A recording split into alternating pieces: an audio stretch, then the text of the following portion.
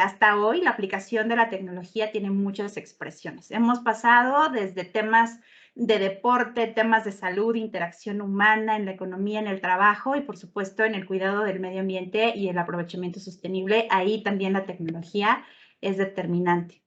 Y hoy vamos a tener presente a Manuel del Llano. Él es un buen amigo de Reforestamos México y aliado. Él es director de la organización Cartocrítica. Y en tanto te presento muy brevemente, Manuel, si quieres ir probando que tengas acceso a compartir, etcétera, voy a hacer tu breve presentación para todos nuestros amigos que nos acompañan. Bueno, Manuel estudió comunicación e hizo una maestría en antropología social en la Universidad Iberoamericana de México. Él está especializado en estrategias para la conservación de la biodiversidad por el TEC de Monterrey y en sistemas de información geográfica por el Environmental System Research Institute. Ha trabajado en diversos proyectos e iniciativas de conservación de la biodiversidad y defensa del territorio de México, Centroamérica y Asia Meridional.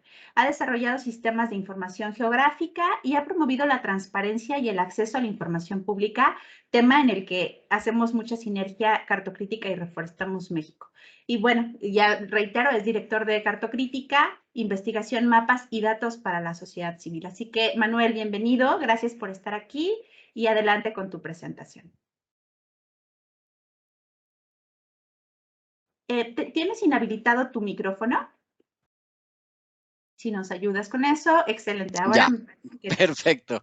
Listo. Ahora sí, muchísimas gracias me da mucho gusto acompañarles y muchas gracias por la invitación y a los organizadores, a las y los organizadoras. Y bueno, pues les comparto, déjenme nuevamente, ya lo tenía aquí, pero regresé para volver a compartir, para abrir mi micrófono. Denme un segundo. Y comparto una presentación que tengo lista. Y listo. Ahora sí. Pues eso, Cartocrítica ya nos presentaban ahora. Y somos una pequeña organización ambiental. Nos dedicamos a la transparencia de la información social, ambiental y de los instrumentos de política pública ambiental. Y buscamos la información geográfica. Y creemos que es solo mediante la información georreferenciada, información geográfica en general, que podemos tener una gestión integral del territorio desde luego, con pleno respeto a los derechos humanos y procurando la conservación tanto de la diversidad biológica como de la diversidad cultural. Y trabajamos, ya justo ahora nos presentaban muchísimo con transparencia. Y la transparencia para nosotros, bueno, nos acercamos a ella desde la vía legal, desde la vía política, desde la vía activista, ciudadana, y buscando, ya decía, información geográfica. ¿Para qué? Bueno, la investigación legal, la investigación documental que realizamos, y se mezcla con sistemas de información geográfica, con análisis geoestadísticos, con análisis espaciales, lo cual nos permite generar recomendaciones de política pública. Y somos, en este sentido, grandes usuarios de la tecnología, y en este caso de la percepción remota, de los sensores, de las capacidades de cómputo, de inteligencia artificial, de algoritmos, etcétera. Todo lo que nos permite utilizar y acercarnos a la información. Y sin embargo, no puedo yo desaprovechar la oportunidad de, en un foro como este, de tecnología y bosques, tecnología y el entorno natural, pues tener una reflexión un poco más amplia del papel de la tecnología y de la crisis en la que nos encontramos, ¿no? Y creo que, digo, ahorita regreso al tema de información geográfica, pero que es en realidad el motivo de la presentación, pero no podemos dejar pasar por alto la crisis profunda en la que nos encontramos, ¿no? Por mencionar algunos de los temas: acaparamiento de agua, cambios de uso de suelo forestal ilegales o legales, pero a gran escala y que resultan insostenibles, transferencia de contaminantes al agua, al suelo, a la atmósfera, emisiones atmosféricas de gases de efecto invernadero, descarga de aguas residuales sin tratamiento, pérdida de biodiversidad, desigualdad económica, ¿no? Estamos en un escenario actualmente donde 100 empresas en el mundo son responsables del 71% de las emisiones en el planeta. Y al mismo tiempo, el 10% más rico de la población, nos dice un estudio de Oxfam, el 10% más rico de la población es responsable del 50% de las emisiones. Y si lo vemos al revés, el 50% más pobre del mundo, de la población del mundo, tan solo es responsable del 10% de las emisiones. Estamos en un escenario de crisis donde las responsabilidades son diferenciadas y tienen nombre y apellido, ¿no? Y a lo que estamos llegando es a enfrentarnos a una era, tenemos que enfrentarnos a una era de postcapitalismo. Y es un postcapitalismo que va a llegar. Y el crecimiento no es infinito, ¿no? El planeta tiene una capacidad que ya hemos superado. Y a este postcapitalismo tenemos que llegar por diseño y no mediante un desastre, que es como parece que nos estamos aproximando. Y en este sentido, la reflexión más amplia, ¿no? Viene en torno a nuestra creciente demanda de recursos, de energía, que tiene un impacto ambiental y climático irreversible. Hemos sobrepasado la biocapacidad del planeta, ¿no? Y en agosto de cada año se sobrepasa la capacidad de regeneración del planeta, ¿no? Y ya consumimos recursos, ya emitimos desechos, más allá de la capacidad del planeta para regenerarlos. Y en lo que estamos es que nos toca cuestionar profundamente la estructura actual de la matriz energética, así como el modelo de consumo y el modelo de desarrollo que está basado en combustibles fósiles y en el crecimiento económico infinito. ¿Y por qué menciono todo esto? Bueno, pues cuando en los 70 nos decían que la revolución no será televisada, y como después recordamos que también la revolución no será tuiteada, vale la pena mencionar que la revolución necesaria para atender la crisis social y ambiental no va a venir en una app, no va a venir en la tecnología. Y la solución que necesitamos a nivel global viene por el decrecimiento, viene por cuestionar el capitalismo y viene por superar al capitalismo y entrar en una lógica de menor consumo energético, de menor consumo de recursos. Y por el contrario, también nos toca estar atentos y estar alerta a las falsas soluciones de geoingeniería, ¿no? que pretenden resolver el cambio climático con un gadget tecnológico, ¿no?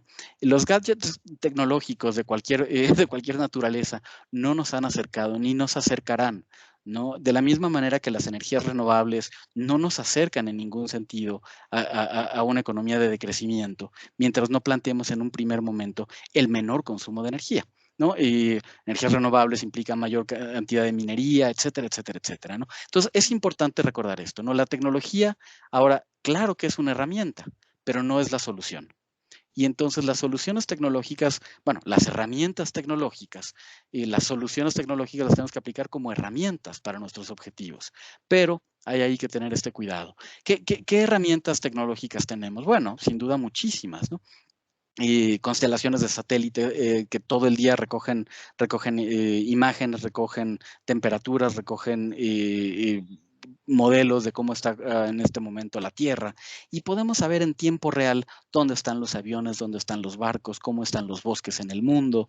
Podemos tener todo tipo de sensores, digo, estos son sensores satelitales en el espacio, en la atmósfera, pero y también podemos tener sensores en tierra que nos permitan grabar sonidos e identificar a las aves, a los murciélagos, identificar a los insectos mediante láser, identificar la cantidad de carbono en el suelo. Ya veíamos también los drones, ya veíamos sensores en los teléfonos. Y todo esto lo que tiene en común es la información. La tecnología nos provee hoy por hoy y nos acerca a un mundo de información como nunca antes. Y esta información es donde nosotros nos enfocamos a trabajar. ¿Y cuál es el mejor uso que tiene el territorio? Desde luego no lo podemos responder, ¿no? En cada esquina decir el mejor uso del territorio en el planeta es este. No, pero creemos que es posible proveer el conocimiento, bases de datos geográficas, herramientas tecnológicas, digitales, para que cualquier ciudadano, académico, investigador, funcionario público comience su análisis partiendo de la mejor información disponible y tomando en cuenta tanto los aspectos físicos del entorno como las características sociales y administrativas. Y entonces sí poder empezar a planear.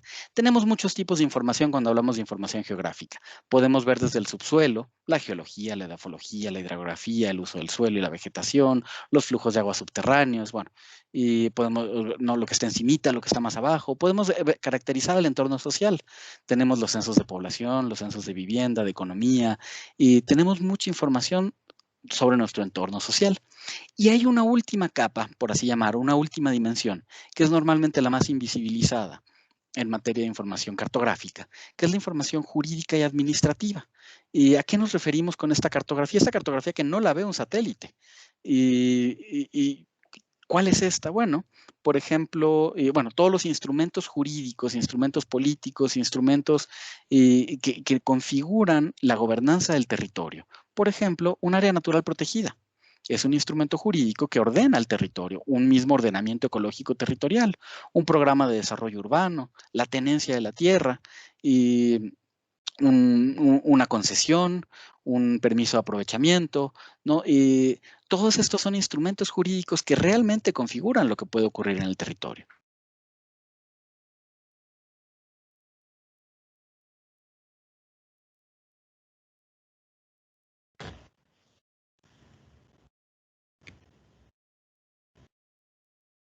Y, hola, hola.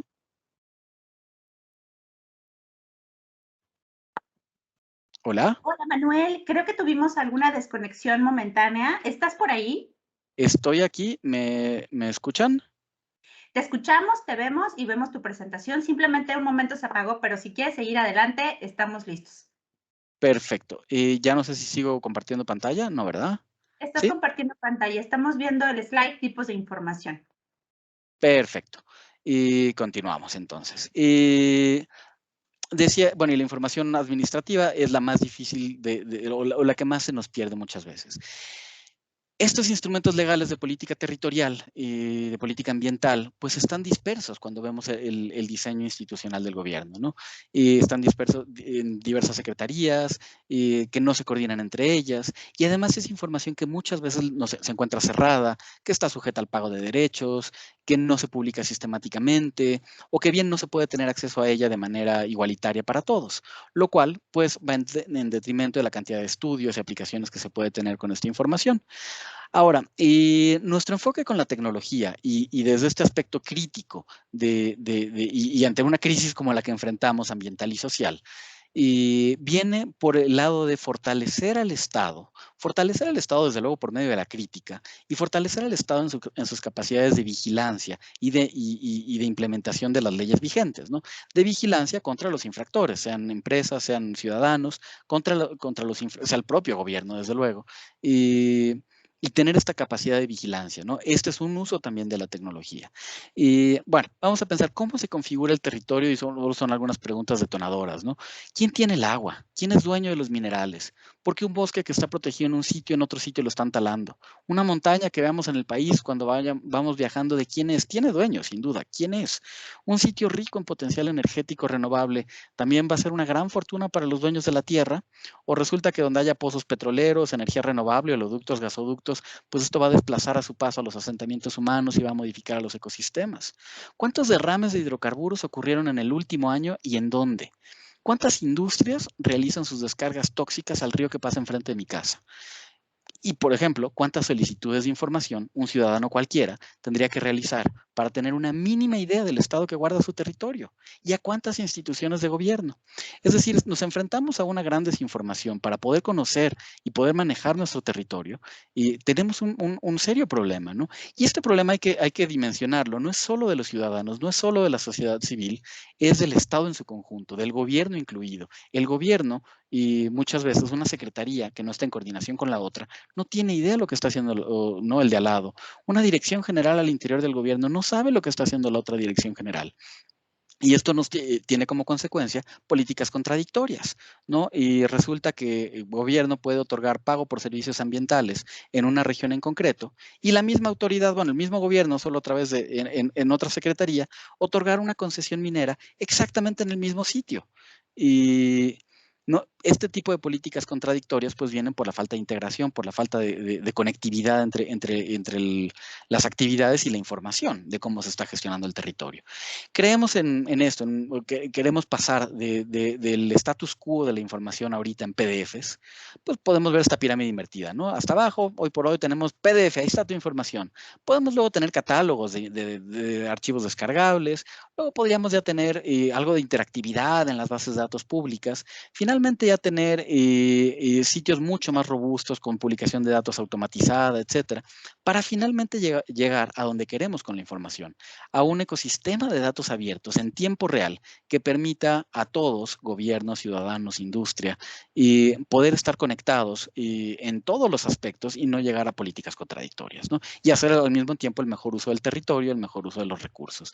La información, siempre creemos, pues tiene que ser en datos abiertos, que es toda una serie de estándares, pero básicamente es que sea gratuita, no discriminatoria, que provenga de la fuente generadora, que sea oportuna, que sea permanente, etcétera.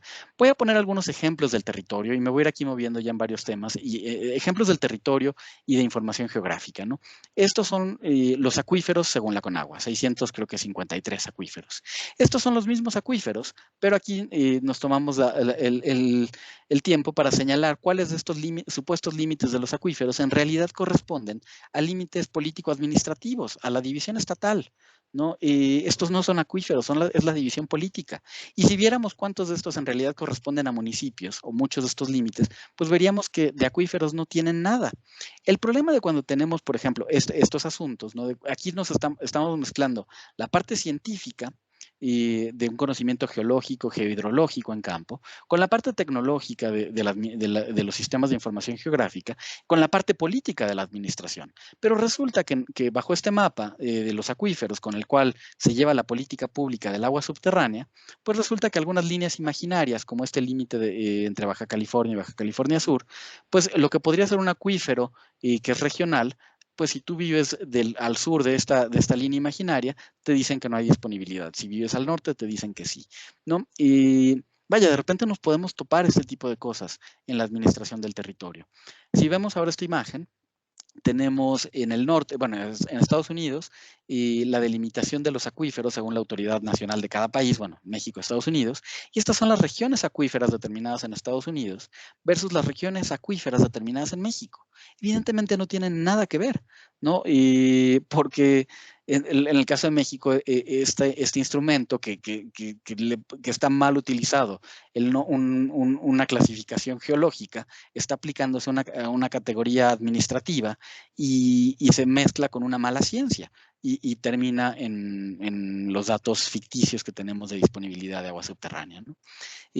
Más ejemplos de información, estos son los aprovechamientos de agua en el país. Como vemos, hay muchos mal georreferenciados y así es esta base de datos. Así podemos saber el volumen concesionado, más por ejemplo no el volumen real extraído.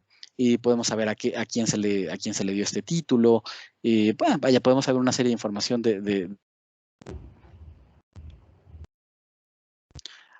Algo pasa creo que con mi señal que de repente se pierde. En este instante acabamos de tener una mini pausa, perdimos tu presentación y solamente te vemos y te oímos a ti.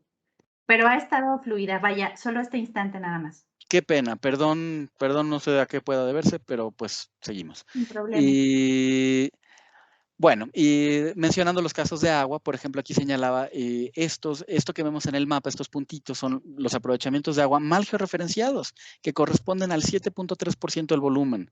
No tenemos aquí aparentemente pozos de agua extrayendo en Mali, en las Galápagos, en Canadá, en Estados Unidos y por supuesto en los océanos, ¿no? Y esto está completamente mal. No es un problema tecnológico, es un problema de coordenadas mal tomadas, etcétera, etcétera, etcétera, pero esto termina en que desconocemos una buena parte, bueno, conocemos la ubicación donde se está extrayendo una buena parte del volumen del agua.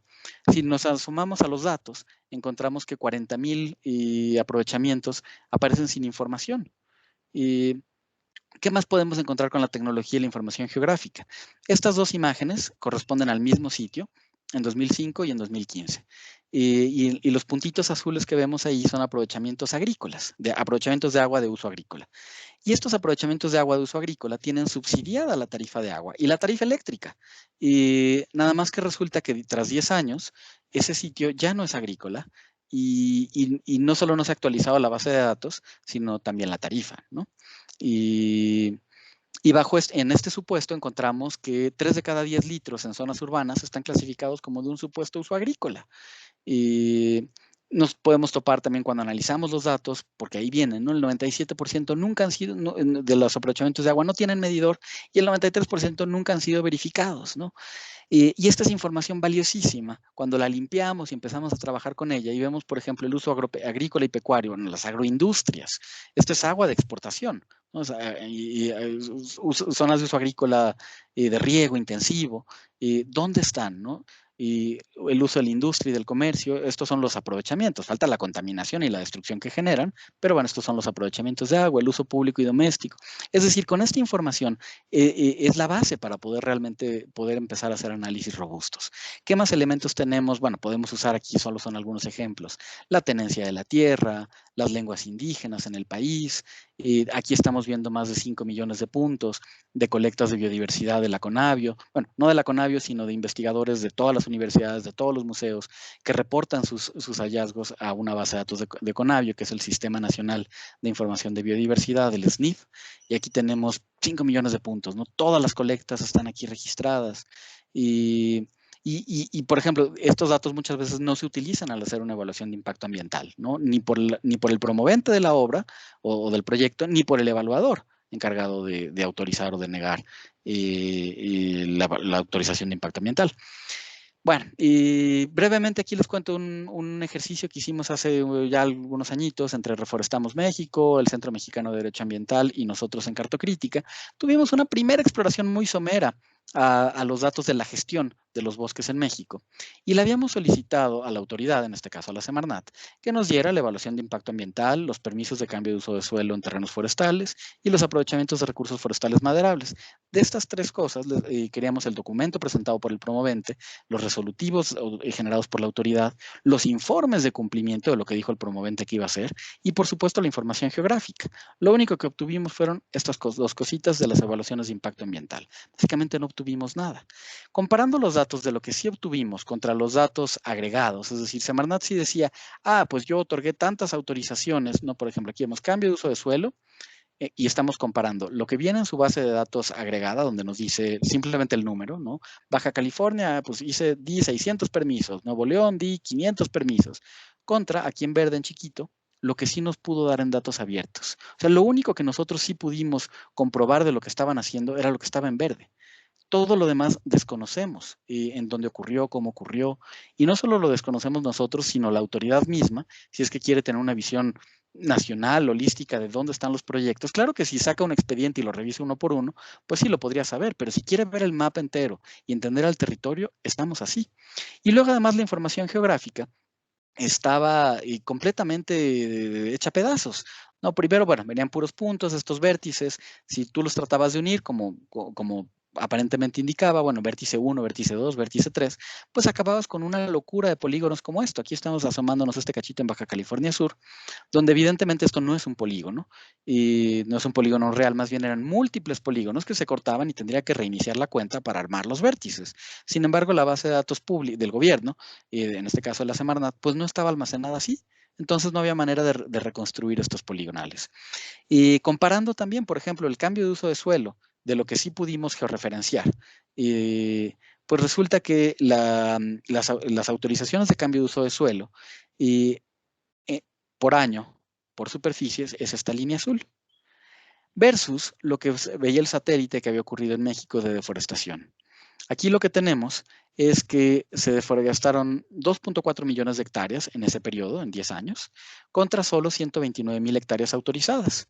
Aquí nosotros le llamamos jocosamente, nada jocoso, que era una brecha de gestión del 95%. No solo se había gestionado el 5.3% de la deforestación ocurrida. Claro que aquí puede haber incendios, enfermedades y muchas otras cosas en los bosques, pero la realidad es que una gran parte de esto se trata de deforestación ilegal, ¿no? Y bueno, lo mismo, si cruzamos la superficie autorizada contra la superficie realmente deforestada, o sea, vaya, lo que se gestionó versus lo que ocurrió, pues bueno, tenemos un serio problema. Y Otros ejemplos, concesiones mineras. Cuando hace unos años empezamos a buscar estos datos, y pues igual tenían un costo que llegaba a los 8 millones de pesos, y la información del potencial minero de la geoquímica, lo mismo, se vendía, es público, pero tenía un costo, lo sigue teniendo, de casi 19 millones de pesos, y era información, es información, y que por ejemplo nos da un muestreo del subsuelo, un muestreo de la geoquímica del subsuelo, nos dice cuántas partes por millón hay de cada elemento de 32 sustancias, con la misma información con la que se pueden reconstruir modelos. Por ejemplo, aquí tomamos una sustancia, el oro, y generamos un modelo a nivel nacional. Y nos podemos acercar, hacer un modelo más fino y acercarnos a cualquier región. Bueno, estos vacíos es porque ahí nos ha levantado esos datos. Y si aquí cruzamos el modelo de oro con las concesiones mineras, pues podemos encontrar regiones donde hay un alto potencial todavía y no se han otorgado concesiones. Es decir, podemos suponer que potencialmente en un futuro cercano tendremos ahí nuevas concesiones mineras, ¿no? Y estos son el tipo de uso de la información que, que podemos dar desde los sistemas de información geográfica. Por cruzar aquí otro elemento, y cruzamos acá la misma minería, pero ahora contra el aprovechamiento de agua. Y para consultar el aprovechamiento de agua está el REPDA, el Registro Público de Derechos de Agua. Tuvimos que revisar aquí nosotros para consultarlo, pues no puedes seleccionar porque está muy mal armada esa base de datos. No puedes decir, dame las mineras, dame los clubes de golf, dame los hoteles. Tienes que buscar por razón social. Entonces, nuestra primera tarea fue reunir cerca de 3,000 razones sociales de minería, de empresas mineras, para poder luego identificar cuánta agua tenían titulada. Encontramos 436 millones de metros cúbicos de agua titulados a favor de las mineras. Finalmente ya pudimos georreferenciar esto y poder trabajar con estos datos. Ya para ir cerrando, les quiero contar, bueno, información de hidrocarburos, que también luego se dice que está reservada y luego resulta que pues si uno sí la encuentra, liberamos en algún momento 65,000 kilómetros de ductos de información georreferenciada sobre los ductos, y cuando demostramos que era pública, porque estaba en las manifestaciones de impacto ambiental, en las licitaciones de CFE, en las licitaciones de Pemex, ahí aparecían los croquis. Sin embargo, cuando tú solicitas esta información, se te dice que está reservada. Nosotros logramos compilar esta información y la publicamos, y ya algún tiempo después logramos finalmente que la autoridad responsable comenzara a publicarla. Pero esto es bien Manuel, importante. interrumpo para Claro, comentarte que tenemos un minuto para ir cerrando, por favor. perfecto. Muchas gracias. Y es bien importante esta información geográfica porque no solo nos estamos queriendo ver pues un dibujito y un color en el mapa. Lo que en realidad queremos ver, por ejemplo, aquí tenemos tomas clandestinas, derrames. Lo que necesitamos saber, si yo vivo en una zona donde hay tal o cual infraestructura, tal o cual sector, tal o cual obra que está generando un impacto en mi entorno, sean bosques, agua, suelo, atmósfera, pues bitácoras de mantenimiento, bitácoras de incidentes, bitácoras de qué está ocurriendo con el territorio, ¿no? Y hasta ahí creo que, bueno, podría terminar con esta presentación.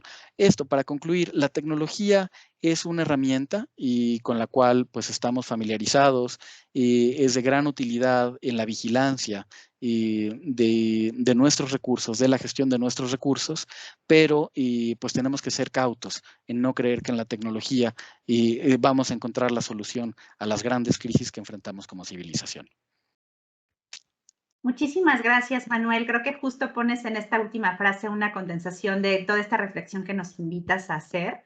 Es decir, más allá de los gadgets, más allá de la tecnología en sí, ya te cito casi, es ir hacia una reflexión mucho más profunda, cuestionar si la transformación es necesaria, si este status quo debe ser cuestionado y si la economía del decrecimiento es quizás una solución más profunda y verdadera, y la tecnología pues acompañará seguramente estas reflexiones, pero no en sí misma va a ser una transformación. Creo que esta idea nos hace cuestionarnos, voltear a ver si estamos bien optando por cómo conceptualizar la tecnología. Y con esto, pues te agradecemos muchísimo tu participación, Manuel. Seguramente si tú quieres dejar tu correo electrónico en el chat, alguien puede contactarte para hacer alguna reflexión o a estar en contacto. Así que, amigos, vamos a encontrar el correo de Manuel en un momento en el chat. Con esto concluimos tu participación y muchísimas gracias, Manuel, por tan valiosos comentarios. Al contrario, muchísimas gracias. Gracias, Manuel. Hasta pronto.